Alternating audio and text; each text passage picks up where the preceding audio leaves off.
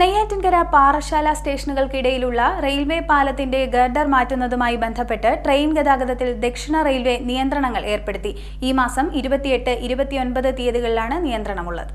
Neyyattinkara Parassala സ്റ്റേഷനുകൾക്കിടയിൽ railway പാലത്തിന്റെ girder മാറ്റുന്നതുമായി ബന്ധപ്പെട്ടാണ് March 28-ന് train സർവീസുകളിൽ ക്രമീകരണങ്ങൾ വരുത്തിയിരിക്കുന്നതെന്ന് റെയിൽവേ അറിയിച്ചു.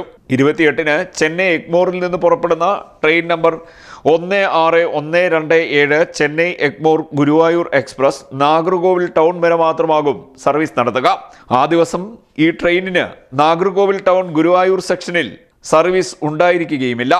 29-ന് രാത്രി 11:15 ഗുരുവായൂരിൽ നിന്നും പുറപ്പെടേണ്ട ട്രെയിൻ 16128 ഗുരുവായൂർ ചെന്നൈ എഗ്മോർ എക്സ്പ്രസ് നാഗർകോവിൽ ടൗണിൽ നിന്നും ഷെഡ്യൂൾ അനുസരിച്ച് പുറപ്പെടും.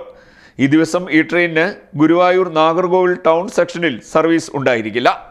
28-ന് മംഗലാപുരം സെൻട്രലിൽ നിന്നും പുറപ്പെടുന്ന 16649 Mangalapuram central Kanyakumari Parasuram express Thiruvananthapuram central വരെ മാത്രമേ സർവീസ് നടത്തുകയുള്ളൂ. 28-ന് കന്യാകുമാരിയിൽ നിന്നും പുറപ്പെടേണ്ട കന്യാകുമാരി മംഗലാപുരം സെൻട്രൽ പരശുറാം എക്സ്പ്രസ് തിരുവനന്തപുരം സെൻട്രലിൽ നിന്നാവും സർവീസ് നടത്തുക. CDNet news, Kayamkulam.